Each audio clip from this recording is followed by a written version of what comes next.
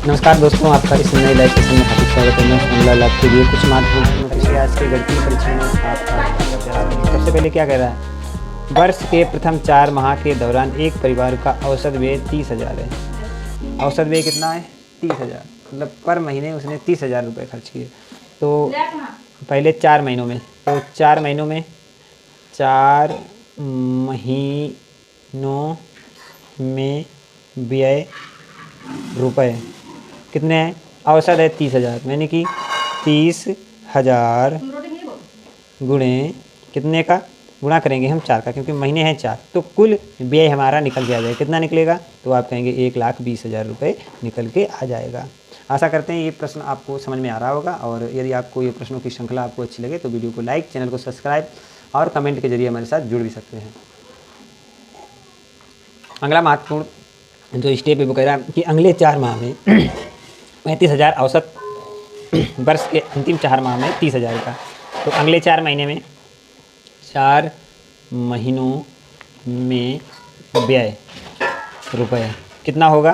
तो 35,000 का औसत है, तो 35,000 गुणे 4, यानी कि 3 जीरो ऐसे ही रख दो, 1 2 3, और यहाँ पे 5 चक्कू 20 की जीरो, हासिल लगा 2, और 5 चौक 12 और 2 15, यानी कि 1,50,000 रुपये का खर्चा हुआ। ठीक है, तो ये हुआ है बीच वाले 4 महीनों का व्यय। अब अगले जो 4 महीने, अंतिम 4 महीने, क्योंकि एक वर्ष में 12 महीने होते हैं।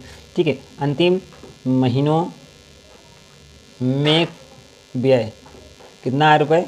तो आप कहेंगे इसमें भी 30,000 रुपये के हिसाब से, तो 30 गुणे 4 बराबर 1,20,000, ये हो गया। अब इसका टोटल, मतलब एक वर्ष में कुल खर्च, ये देखो 12 महीने हो गए, तो होगा एक वर्ष में, मतलब 12 महीनों में 12 महीने या एक वर्ष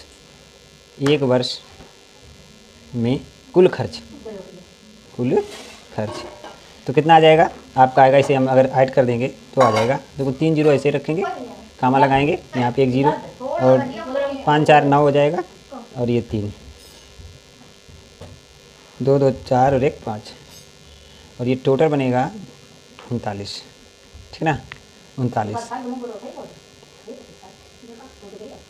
तो ये 39 बनेगा कितना? 3,90,000 रुपये टोटल खर्च बनेगा। देखो 1,20,000, 5 चक्कू 20 हासिल लगा दो, 5 15, नहीं 4 3 12 3 15, नहीं 15 नहीं है, क्योंकि यहाँ पे 2 है, 4 3 12 13 14 है, ये गड़बड़ है, क्योंकि यहाँ पे 4 5 20 जीरो हासिल लगा 2, और 4 3 12 और 13 14। अब इसे अगर हम जोड़ेंगे तो यहाँ पे 8 होगा। ठीक है, क्योंकि 3,80,000 रुपये का कुल खर्च आया है एक वर्ष में। अब उसने कितना आय, कितना है, मतलब जो उसका आय कितना है एक वर्ष में, कुल आय एक वर्ष में कुल आय, तो आय आपकी है 5 लाख रुपये, 5 लाख रुपये। और खर्च इसमें हम घटाएंगे तो 3,80,000 रुपये टोटल होगा, 1,20,000 रुपये। टोटल कितना होगा? 1,20,000 रुपये का सेविंग होगी। टोटल सेविंग 1,20,000 की होगी। कौन सा ऑप्शन सही होगा? इसके लिए ए ऑप्शन बिल्कुल सही होगा। आशा करते हैं ये प्रश्न आपको समझ में आ गया होगा। आइए चलते हैं अगले महत्वपूर्ण प्रश्न की तरफ। अगला महत्वपूर्ण प्रश्न है 74/2 + 4 गुणे 6 का मान क्या होगा? गुणे 6 का मान क्या होगा, इसे समझते हैं। सबसे पहले लिखा है कि 74/2 धन 4 गुणे 6 का मान क्या होगा? का मान क्या होगा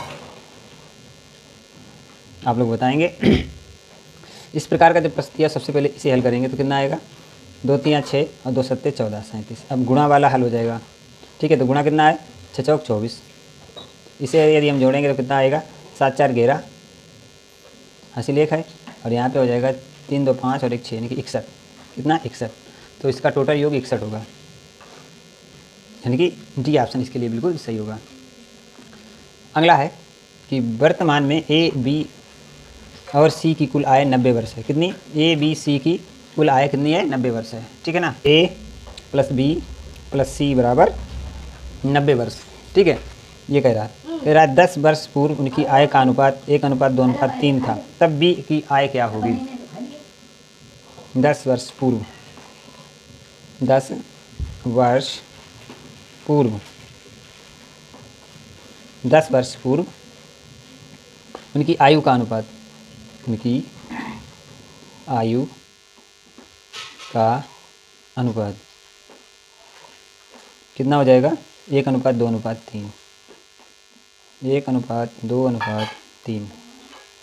तो क्या ज्ञात करना है? ज्ञात करना है बी की आयु क्या है। बी की आयु क्या है? x अनुपात 2x अनुपात 3x। ठीक है, अब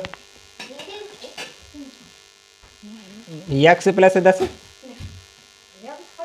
अनुपात मतलब प्लस x 2x प्लस 10 और 3x प्लस 10, ये बराबर हो जाएगा 90 के।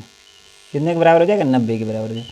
अब इसे जोड़ेंगे क्योंकि इसका अनुपात ये है, तो 1:2:3 में इसका यहाँ पे अनुपात में मान रख दिया। ठीक है ना, अब इसे समझते हैं। यहाँ से x का मान निकालेंगे। ठीक है, तो कितना हो जाएगा? x 2x 3x 3 2 5 और 1 6x, टोटल हो गया 6x। ये कितना हो जाएगा? 6x प्लस 30 बराबर 90। ठीक है, अब x बराबर हो जाएगा कितना? 90 माइनस 30/6, यानी कि 60/6 10। x बराबर 10 हो जाएगा। तो कितनी अनुपात है इसका? ये यहाँ पे देखेंगे, यहाँ से 1:1 का x प्लस 10, यानी कि 10 प्लस 10 बराबर 20। बी की आयु कितनी होगी? 2 × 10 प्लस 10, तो ये हो जाएगी 20 प्लस 10 बराबर 30 वर्ष। इसी प्रकार से इसकी कितनी हो जाएगी? 3 × 10 प्लस 10 बराबर 30 10 40। अब 7 3 7 2 9, यानी कि ये होगी। तो 30 की बी की आयु कितनी है? 30 वर्ष। बी की आयु कितनी निकली? 30 वर्ष। ऑप्शन डी सही है, ऑप्शन डी बिल्कुल सही होगा। चलो अगले प्रश्न की तरफ चलते हैं। अगला प्रश्न है कि वह न्यूनतम संख्या जिसे 334 से घटाना होगा ताकि शेष फल पूर्ण रूप से 19 से विभाजित हो सके। जो इसका शेष फल है वो पूर्ण रूप से 19 से विभाजित हो चुके। तो ऐसी कौन सी संख्या हम घटाएंगे? आइए समझते हैं। सबसे पहले देखो, हम इस संख्या का भाग 334 का भाग 19 से देंगे और आंसर निकल आएगा आसानी से। 334 में भागे 19, आप एक बार जाएगा तो यहाँ पे आ जाएगा 19। कितना बचेगा? 13 से 9 जाएगा 4 13, और यहाँ पे बचेगा 2 2 से 1 जाएगा 1, यानी कि 14 बचा, यानी 144 होगा। और यहाँ पे जाएगा 7 19 7 हो जाएगा 133, यानी कि 11 बच जाएगा। 11 बच जाएगा ना, और यही ऑप्शन हमारा होगा 11। क्या? 11 आंसर हो जाएगा। कौन सा ऑप्शन सही है? ए ऑप्शन इसके लिए बिल्कुल सही होगा। आइए अगले प्रश्न को समझते हैं। यदि गीता ने 30 गणितीय प्रश्नों का 2/3 हल कर लिया है तो उसने कितने हल करने में सक्षम नहीं है? यदि गीता ने 30 गणितीय प्रश्नों का 2/3 हल कर लिया तो वह कितने हल करने में सक्षम नहीं है, मतलब उसने कितने प्रश्नों को हल नहीं कर पाया। तो हम सबसे पहले क्या निकालेंगे? 30 प्रश्नों का 2/3 निकालेंगे। 30 प्रश्नों का 2/3 निकालेंगे। यहाँ पे हो जाएगा 60/3, यानी कि 20 हो जाएगा ना, 20। तो उसने कितने प्रश्न हल कर लिए? 20 प्रश्न हल कर लिए।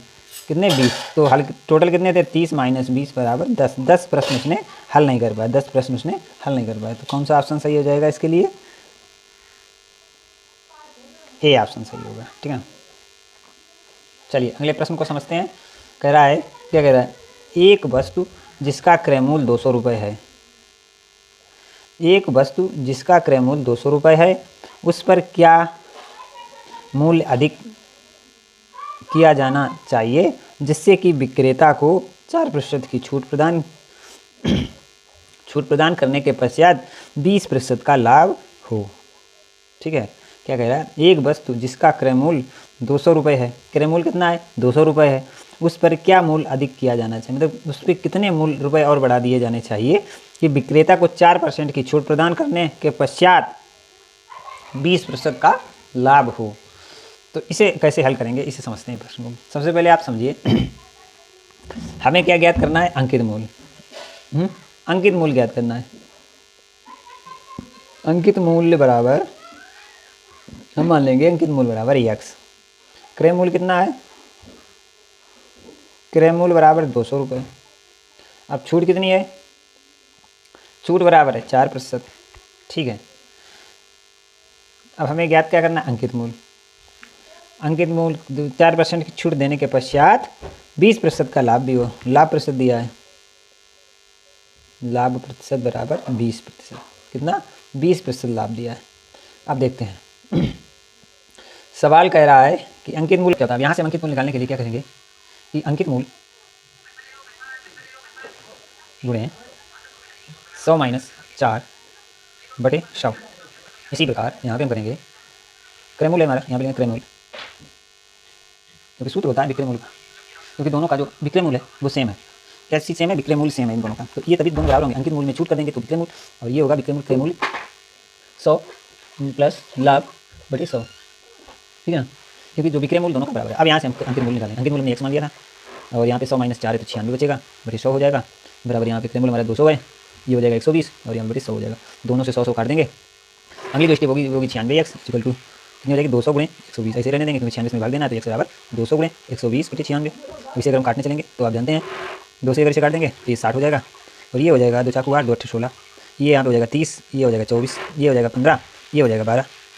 ठीक, अब ये कट जाएगा यहाँ से 12 से आधे, मतलब ये हो जाएगा 6, ये हो जाएगा 100, ये हो जाएगा 3, ये हो जाएगा 50, और ये है 15, 3 3 5 50 25, एक जीरो रख देंगे, 250 इसका राइट आंसर आ जाएगा। ठीक, इस प्रकार से इस प्रश्न को हल करेंगे। अगले प्रश्न को समझते हैं। यदि एक संख्या का 45% उसके 35% से 105 अधिक है तो वो संख्या क्या है। हम क्या करेंगे, मान लेंगे माना संख्या हम मान लेंगे जो संख्या वो हमारी x है, कितनी है, x है। ठीक है, अब हमें क्या मानना है कि यदि संख्या का 45% x का मतलब गुणा 45%, यानी कि इसके बराबर हो जाएगा 45x बटे 100।